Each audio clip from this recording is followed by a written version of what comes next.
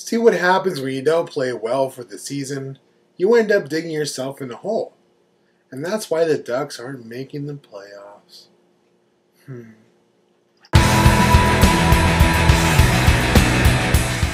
Hey guys, what's up? It's George. It is Wednesday, April 7th, 2010, and the Ducks are making the playoffs. It is official, the whole word streaming across the thing. They were eliminated last night. Thank you, Avalanche. Or actually, thank you, Canucks, for being a crappy team and not winning.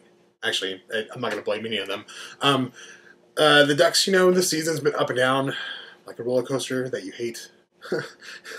But it's been a harsh season. It's not the best I've seen in quite a while. First time Ducks are not making the playoffs since they wore this thing of beauty. It's just been, like I said, an up and down season. Pretty much, they're trying to grab on in that last bit, of hope, and it was almost there. But a lot of mathematical things that happened. You had people that use their abacuses and their little computers and whatnot, and said, no, the Ducks still have a chance. They still have a chance to make it. But in order for Anaheim, in order to get into the playoffs this year, the Avalanche and the Flames would have to lose the rest of their games this season, and the Ducks would have to win the rest of their games this season, and that didn't happen. As well, I think the Earth's gravitational pull would have to be in line with Mercury. You would all have to sacrifice a goat to the gods of Smurfs. All that stuff would have to work out in order for the Ducks to make the playoffs this year. But it's a really, really hard thing. A lot of us already knew that they weren't going to do it. Ever since coming out of that Olympic break when they just went 5-0, that was pretty much, oh, that's it, they're done. It's just, to get, the whole word official, it just stinks. You're like, oh, that little shred of hope that you had, with the last, that last desperation little streak they went on. There's no excuse. There's no excuse for it. There's no excuse whatsoever. If they had won some of those, they had won at least 3 of those games coming out in the Olympic break, we'd probably be in. But then again, who knows? Who knows? I don't know. But I know is that it's good to put the season behind us.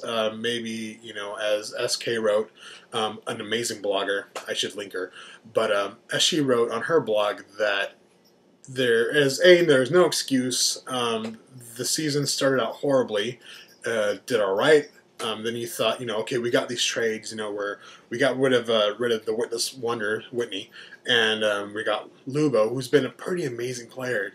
This guy's been a fast favorite of mine. But we thought, yeah, this is gonna be good. We got these new trades, so let's just go. Let's go at it. But then again, we fell short.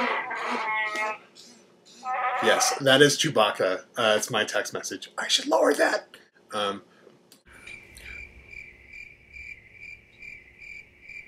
That text message threw my concentration off. I have no idea where I'm going with this. The season's over. Put it behind us. It's going to be interesting to see what the team's going to look like at the start of the season next year. Will we have Randy Carlyle on the bench? That's a big question mark. And also you have Solani and Niedermeyer. I would like to think that Solani will come back because this season he had those 2 major injuries. I think he still wants it. Still wants to have another go at it.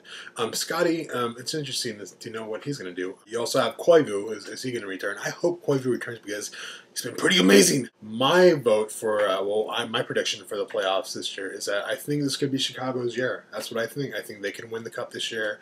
They're a great team. Even put aside that whole crap with Quenneville saying, on Wisniewski, that was the worst hit of the history of hockey. I've never seen anything worse. You could take a guy's head, take it off, kick it across. It'd be worse than that. I think that they're the team to do it. Some people are saying the Coyotes for the Western are going to win it, and that would be a good, a great ending on their story, because you had before the season started, who knew what was going to happen with the Coyotes? Were they going to stay in Glendale? Was that one dude from Hamilton, whatever, was he going to buy him? I can't pronounce his name. I can see the words in my head, but Basimil? Basil? Benadryl? I don't know. But anyways, their franchise this season has been an amazing one. They've had a great season. They've put all that crap behind them. They've come out. Briz has been an amazing goalie. I hope he gets the Vezina.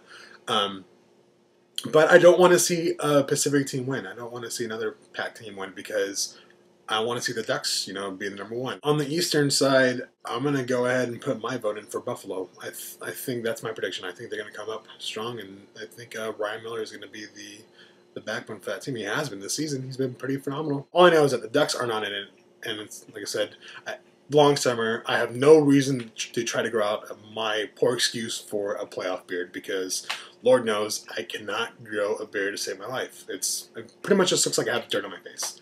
In other news, this is my first vlog since coming back from Southern California. I had a great week last week. It was good to see old friends, good to meet new friends. Suze Broughton, I met Sarah SK. I met her, Erin Rose, her sister Tara, Tasha, you know, all of them. It was a good meeting. Saw a lot of, like I said, all my old friends, Jackie. It was great seeing her. One funny fact that that was really, like I said, it was really funny is that was going out to lunch with my parents, and, you know, it was sunny out. We were out in Ontario, and I look at my arms, and I just said out loud, I go, oh my God, I'm so pale and white. Because of the clouds, because of the lack of sun up here, it's made me super pale. It was great to see two games. I went to the, like I said, the game on the 29th and the game on the 2nd of this month. The game on the 2nd, Solani broke the Curry record, got 602 and 603 in one night. That was pretty amazing. The 29th went out to the pond early for after morning skate. I got autographs from Solani, got him to sign my Solani jersey, and got an autograph from Scott Niedermeyer, which is a really hard thing to do, just to get a hold of him to sign something, because he's like a ninja.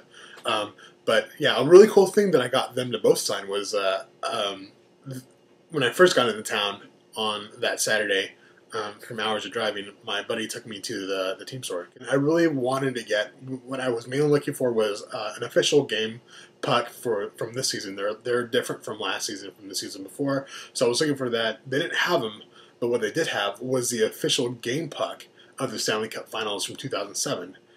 And they were on sale. So I was like, heck yeah, I'm going to get that. I'm not going to pass that up. So I got that. So Solani and Niedermeyer side, one side each, which is really cool. He's two key components from that team that won the Stanley Cup. Got a couple photos I'll put on the blog. If you're watching this from YouTube, I'll link the blog. Other than that, that is all I have for this week, so I will see you guys around next week. Thanks.